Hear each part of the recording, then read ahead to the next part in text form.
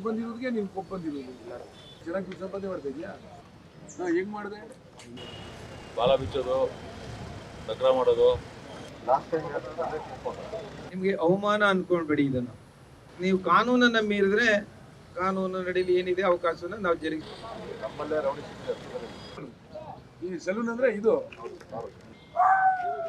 ಹೇಮಂತ alias Daali sir, ಅವನು JC sir. ಅದನ್ನೇ ಮಾಡಿ ಜೀವನ ಪರ್ಯಂತ ಕೊರಗಿ ನೆಮ್ಮದಿ ಇಲ್ಲದೆ ಮಲಗಿದ ಕಡೆ ನಿದ್ದೆ ಬರದೆ ಎಲ್ಲ ಬಾಲ ಬಿದ್ದಿದ್ರೆ ಕಟ್ ಮಾಡ್ತೀವಿ ಬಾಲ. ಯಾರು ಹೇಳಿದ್ರು ನಿಮಗೆ ಫೋನೇ ಇಲ್ಲ? ನಿನ್ನ ಹತ್ರ ಹೆಂಗ್ ತಿಳ್ಕೊಂಡೆ? ನೀನು ಫೋನ್ ನಂಬರ್ ಇದೆಯಾ? ಎಮ್ಒಬಿ ಇದ್ರೆ ರೌಡಿ ಶೀಟ್ಗಳಿಗೆ ರೌಡಿಸಮ್ಗೆ ಅವಕಾಶನೇ ಇಲ್ಲ. ಅಪ್ಪ ಅಮ್ಮ ಎಲ್ಲ ಕೇಳಲ್ವಾ ಏನು ರೌಡಿ ಶೀಟ್ರು ಯಾಕೆ ಹಿಂಗೆಲ್ಲ ಅಂತೇಳಿ? ನಾನೇ ಕಾನೂನು, ನಾನೇ ದೊಡ್ಡವನು ಅನ್ನುವಂತ ಮನೋಭಾವದವರು ಇದ್ರೆ ರಾಜ್ಯಾದ್ಯಂತ ಅಪರಾಧ ಪ್ರಕರಣಗಳು ಹೆಚ್ಚಾಗ್ತಾ ಇದೆ.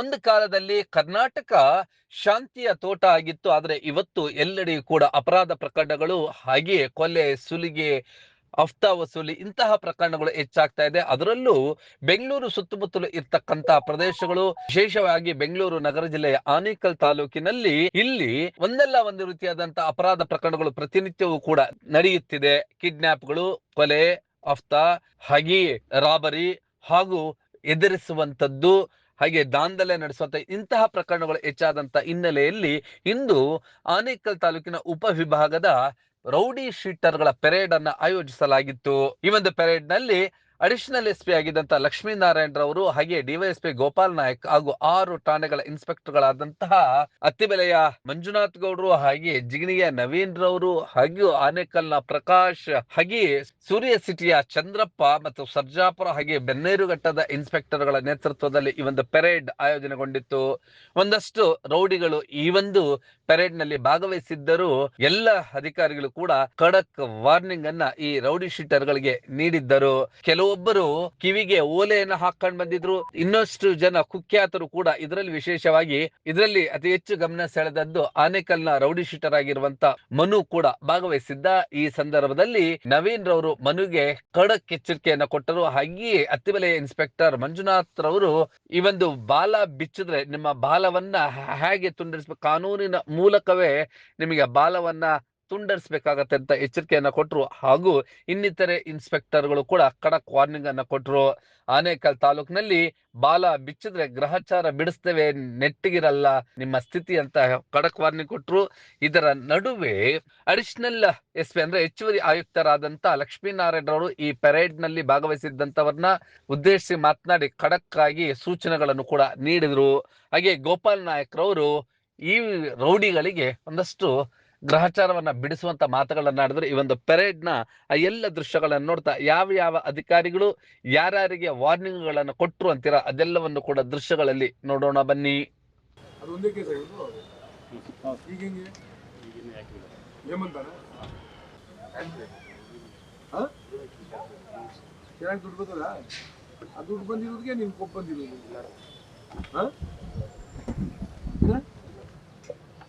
ಏನ್ ಕೇಸ್ ನಿಂದು? ಆಕ್ಟಿವಿಟೀಸ್ ಇಲ್ವಾ? ಆಯ್ತು, ನಾವು ಕೇಸ್ ಹೋಗಿದೆ, ನೀನು ಹೋಗಿಲ್ವಲ್ಲ, ಇನ್ನ ಇದೆಯಲ್ಲ ನೀನು. ಅದೇ ಏನ್ ಮಾಡಿದ್ರು ಇವನು? ನಿನ್ ದೋಸ್ತಿನ ಹೆಂಗ್ ಮಾಡಿದ್ರಿ? ಏನ್ ಕೆಲಸ ಮಾಡಿದ್ಯಾ? ಈಗ ಚೆನ್ನಾಗಿ ದುಡ್ಡು ಸಂಪಾದನೆ ಮಾಡ್ತಾ ಇದೆಯಾ? ಮಕ್ಕಳಿದಾರ? ಏನ್ ಆಕ್ಟಿವಿಟೀಸ್ ಇಲ್ವಾ? ಹೆಂಗ್ ಮಾಡಿದೆ?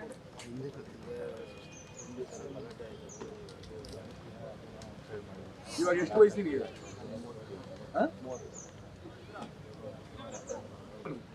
ಈ ಸಲೂನ್ ಅಂದ್ರೆ ಇದು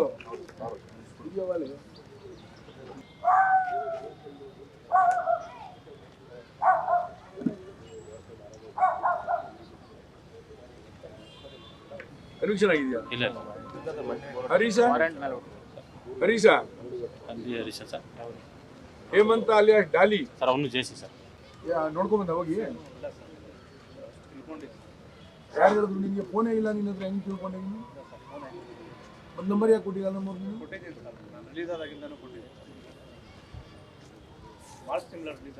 ಗಣೇಶ ಗಣೇಶ ಯಾರು?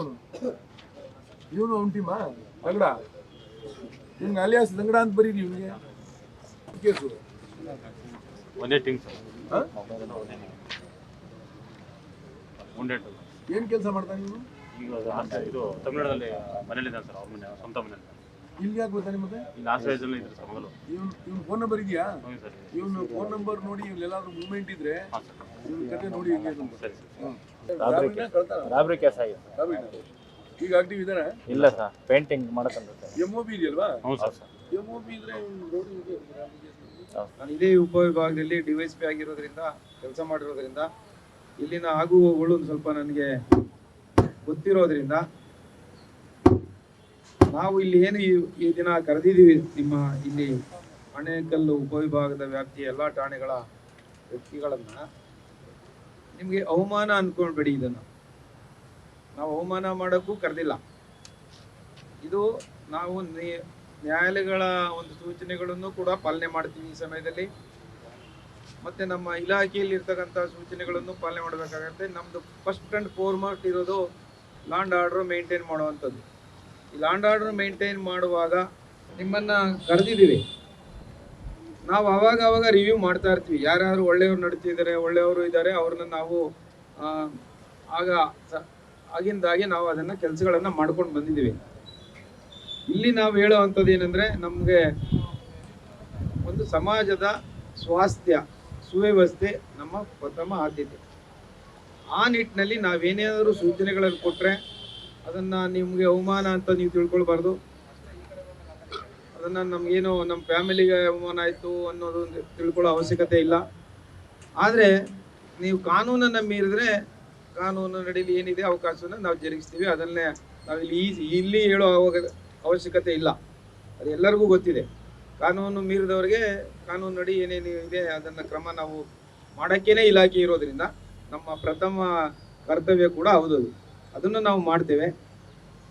ಇಲ್ಲಿ ನೀವು ಸಹಕಾರ ಅಂತ ನಾವು ಹೇಳಲ್ಲ. ಇಲ್ಲಿ ನೀವು ನಿಮ್ಮ ಕೆಲಸಗಳು ಮಾಡಿ, ನಮ್ಮ ಕೆಲಸ ನಾವು ಮಾಡ್ತೀವಿ.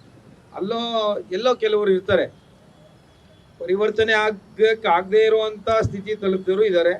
ಇಲ್ಲಿರುವಂಥ ಎಲ್ಲ ವ್ಯಕ್ತಿಗಳು ನಾವು ಇದೇನೋ ಪ್ರತಿ ಠಾಣೆ ಅಂತ ಕರೆಸಿದ್ವಿ. ಅವರೆಲ್ಲರೂ ಇಲ್ಲೇನು ನಮ್ಮ DYSP ಅವರು ಹೇಳ್ತಾರೆ ಸೂಚನೆಗಳನ್ನು, ಅದನ್ನು ಪಾಲನೆ ಮಾಡಿ. ನಿಮಗೆ ತೊಂದರೆ ಇದ್ರೂ ಕೂಡ ಅವ್ರಿಗೆ ಹೇಳ್ಕೊಳ್ಳಿ, ಅದನ್ನು ಕೂಡ ಅವರು ಗಮನಿಸ್ತಾರೆ. ಅದೇ ರೀತಿ ಯಾರಾದರೂ ಎಲ್ಲ ಸೂಚನೆಗಳನ್ನು ಮೀರಿ ನಾನು ನನ್ನನ್ನು ಬಿಟ್ಟಿಲ್ಲ, ನಾನೇ ಕಾನೂನು, ನಾನೇ ದೊಡ್ಡವನು ಅನ್ನುವಂಥ ಮನೋಭಾವದವರು ಇದ್ದರೆ ಅವ್ರಿಗೂ ಕೂಡ ಏನೇನು ಕಾನೂನು ರೀತಿ ಏನು ಕ್ರಮ ಕೈಗೊಳ್ಳಬೇಕು ಅದನ್ನು ಕೈಗೊಳ್ತಾರೆ. ಇದನ್ನು ನಿಮಗೆ ನಾನು ಸೂಚ್ಯವಾಗಿ ಹೇಳ್ತಾ ಇದ್ದೇನೆ.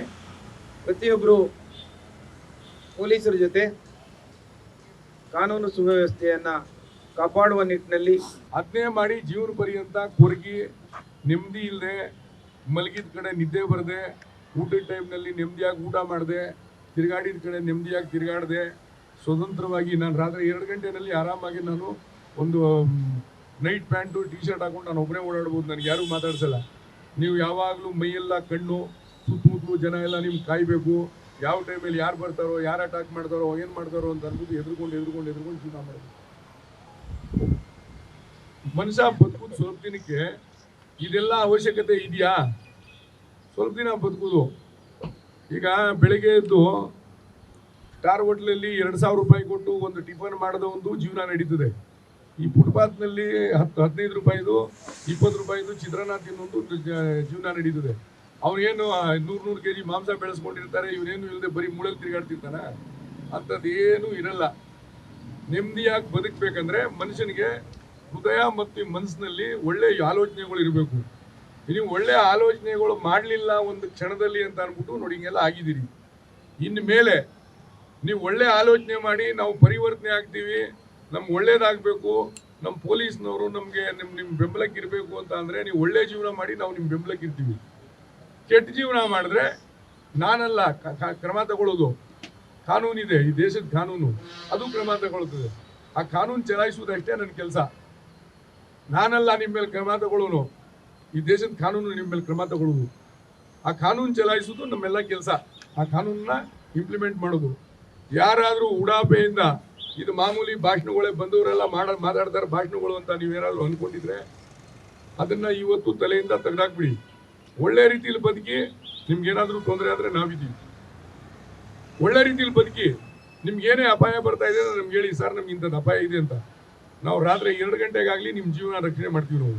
ಆದರೆ ನೀವು ಬೇರೆಯವ್ರ ಜೀವನ ಜೊತೆ ಚೆಲ್ಲಾಟ ಆಡಿ, ಬೇರೆಯವ್ರ ಜೀವನ ಜೊತೆ ಆಟ ಆಡಿ, ಬೇರೆಯವ್ರ ಮನೆ ನಾಶ ಮಾಡೋಕೆ ಹೋದ್ರೆ ಮಾತ್ರ ಯಾವ ಕಾರಣಕ್ಕೂ ಸಹಿಸಲ್ಲ.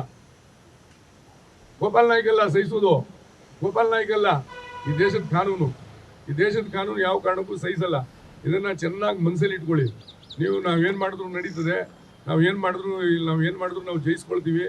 ಅದೆಲ್ಲ ಇವತ್ತು ತಲೆಯಿಂದ ತೆಗೆದಾಕಿ ನೀವು ಒಳ್ಳೆ ರೀತಿಯಲ್ಲಿ ಇದ್ರೆ ನಮಗೆ ಲಾಸ್ಟ್ ಟೈಮ್ ಅಲ್ಲಿ ತಮಿಳ್ನಾಡಿಂದ ಲಾಸ್ಟ್ ಟೈಮ್ ಸಿಕ್ಕರೆ ಎಸ್ಕೇಪ್ ಆಗಿ ಹೋಗಿದ್ದಾರೆ. ನಮ್ಮಲ್ಲೇ ರೌಡಿ ಸಿಕ್ಕಿದೆ. ನಿಮ್ಮ ಆಕ್ಟಿವಿಟೀಸ್ ಬಗ್ಗೆ ಎಲ್ಲ ನಿಗಾ ವಹಿಸಿ. ಸಣ್ಣ ಧಮಕಿ ಸುಳ್ಳಿ ಏನಾದರೂ ಕಂಡು ಬಂತು ಅಂದರೆ ನಿಮ್ಗೆ ಯಾವುದೇ ಕಾನೂನು ಈಗಿನ ಪರಿಸ್ಥಿತಿ ವಿಚಿತ್ರ ಇದೆ. ಕಾನೂನು ವ್ಯಾಪ್ತಿಯಲ್ಲಿ ಏನು ಮಾಡೋದು ಅದು ಮಾಡೋದು. ರೌಡಿ ಶೀಟ್ಗಳಿಗೆ, ರೌಡಿಸಮ್ಗೆ ಅವಕಾಶನೇ ಇಲ್ಲ. ಅರ್ಥ ಆಯ್ತಾ? ನೀವು ಹಸು ಮೇಯಿಸ್ತೀಯ, ನಾವೆಲ್ಲ ಸಪೋರ್ಟ್ ಮಾಡ್ತೀವಿ. ಆದರೆ ಹಸು ಮೇಯಿಸೋ ನೆಪದಲ್ಲಿ ಬೇರೆ ಕೆಲಸ ಮಾಡಿದ್ರೆ ನಮ್ಗೆ ಗೊತ್ತಿದೆ ಯಾರಿಗೆ ಇನ್ಸ್ಟಾಗ್ರಾಮಲ್ಲಿ ಮಾತಾಡ್ತೀರಾ, ಯಾರಿಗೆ ಧಮಕಿ ಹಾಕ್ತೀರಾ, ಯಾರಿಗೆ ಇದು ಮಾಡ್ತೀರಾ ಅಂತ. ಆವಾಗ ತಗೊಂಬಂದು ಏನು ಮಾಡೋದು ಮಾಡಿ ಬಾಲ ಬಿಚ್ಚೋದು, ನಗರ ಮಾಡೋದು, ಎಲ್ಲೋ ತಮಿಳ್ನಾಡಲ್ಲಿ ಕೂತ್ಕೊಂಡು ತಲೆ ಮೇಲೆ ಬಟ್ಟಿಲ್ಲ ಹುಡುಗರು ಕಳಿಸ್ಬಿಟ್ಟು ಆಟ ಆಡ್ಸೋದು, ವಾಟ್ಸಪ್ ಕಾಲಲ್ಲಿ ಮಾತಾಡೋದು, ಇನ್ಸ್ಟಾಗ್ರಾಮಲ್ಲಿ ಕಾಲ್ ಮಾತಾಡೋದು, ಎಲ್ಲ ಗೊತ್ತಿದೆ ಆಟಗಳು. ಎಲ್ಲ ಬಿಟ್ಬಿಟ್ಟು ಬಿಟ್ಕೊಟ್ಟು ಸೈಲೆಂಟಾಗೆ ಇರೋದು ಕಲಿಬೇಕು. ಅರ್ಥ ಆಯ್ತಾ? ಎಲ್ಲ ಬಾಲ ಬಿಚ್ಚಿದ್ರೆ ಕಟ್ ಮಾಡ್ತೀವಿ ಬಾಲ. ಅರ್ಥ ಆಯ್ತಾರಾ? ಹಾಂ, ಏಯ್ ನಿಮಗೂ ಕೇಳ್ತಾರಲ್ಲ, ಎಲ್ಲ ಒಂದು ಅರ್ಥ ಆಯ್ತಾ? ಬಾಲ ಆಗಿಸ್ಕೊಂಡು ಸೈಲೆಂಟಾಗಿ ತಪ್ಪಿರಬೇಕು. ಕಳ್ಳಾಟಗಳು, ನಿಮ್ಮ ಆಟಗಳೆಲ್ಲ ಗೊತ್ತಿದೆ ನಮಗೆ. ಸಿವಿಲ್ ಡಿಸ್ಪ್ಯೂಟ್ಗಳಲ್ಲಿ ಹೋಗಿ ಧಮಕಿ ಹಾಕೋದು, ಕಾಂಪೌಂಡ್ ಹಾಕ್ಸೋದು, ಹುಡುಗರು ಕಲಿಸ್ಬಿಟ್ಟು ಕಾಂಪೌಂಡ್ ಬೀಳಿಸೋದು, ಕಾಂಟ್ರಾಕ್ಟ್ ತೊಗೊಳ್ಳೋದು, ಕಾಂಪೌಂಡ್ ಹಾಕ್ಸೋ ಕಾಂಟ್ರಾಕ್ಟು, ಕಾಂಪೌಂಡ್ ಬೀಳಿಸೋ ಕಾಂಟ್ರಾಕ್ಟ್ ತೊಗೊಳ್ಳೋದು, ಕಿವಿಗೆ ಕಿತ್ತು ಅಂದರೆ ಆ ಥರ ಬಿಡಿಸ್ತೀವಿ. ಅರ್ಥ ಆಯ್ತಾ? ಸ್ವಲ್ಪ ಸೈಲೆಂಟಿಗೆ ಏನೋ ಬಿಸ್ನೆಸ್ಸೋ ವ್ಯಾಪಾರವೋ ಕೆಲಸನೋ ಮಾಡ್ಕೊಂಡಿದ್ದೀರಾ ಅದು ಮಾಡ್ಕೊಂಡಿರ್ಬೋದು. ಎಲ್ಲಾದರೂ ಇಲ್ಲಿಗಲ್ ಆ್ಯಕ್ಟಿವಿಟೀಸ್ ಇದೆ ಕಾಣಿಸ್ಕೊಂಡು ಕಟ್ಟರೆ ಏನು ಮುರಿಬೇಕು ಎಲ್ಲ ಮುರಿತೀವಿ. ಕೇಸ್ ಮುಗಿಸ್ಕೊ. ಅರ್ಥ ಆಯ್ತಾ? ಕೇಸ್ ಮುಗಿಸ್ಕೊಂಡು ಒಳ್ಳೆ ರೀತಿಯಿಂದ ಕೇಸ್ ಕ್ಲೋಸ್ ಮಾಡ್ಕೊಡ್ತೀವಿ. ಮನೆಯಲ್ಲಿ ನಿಮ್ಮ ಹೆಂಡತಿ ಮಕ್ಕಳು ಅಪ್ಪ ಅಮ್ಮ ಎಲ್ಲ ಕೇಳಲ್ವಾ ಏನು ರೌಡಿ ಶೀಟ್ರು ಯಾಕೆ ಹಿಂಗೆಲ್ಲ ಅಂತೇಳಿ? ನಿಮ್ಗೇನು ಅವಮಾನ ಅನ್ಸಲ್ವ ಅದರಿಂದ? ಅನ್ಸುತ್ತಾ ಇಲ್ಲ? ಏನು ಕೇಸ್ ಇದೆ?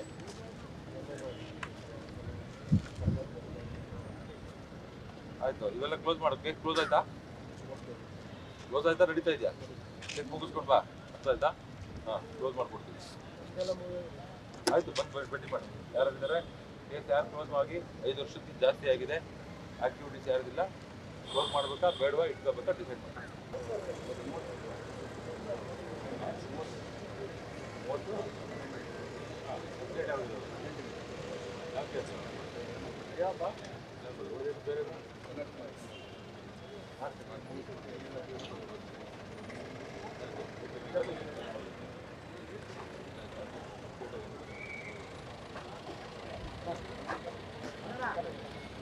ನೀವು ಈ ಕೂಡ ಎಲ್ಲ ನಮ್ಮ ಚಾನಲ್ಗೆ ಸಬ್ಸ್ಕ್ರೈಬ್ ಆಗಿಲ್ಲ ಅಂದರೆ ಸಬ್ಸ್ಕ್ರೈಬ್ ಬಟನನ್ನು ಕ್ಲಿಕ್ ಮಾಡಿ, ಪಕ್ಕದಲ್ಲಿರೋ ಬೆಲ್ ಐಕನನ್ನು ಕ್ಲಿಕ್ ಮಾಡಿ. ನಾವು ಅಪ್ಲೋಡ್ ಮಾಡುವಂತಹ ವೀಡಿಯೋಸ್ ನಿಮಗೆ ನೋಟಿಫಿಕೇಶನ್ ಬರುತ್ತೆ.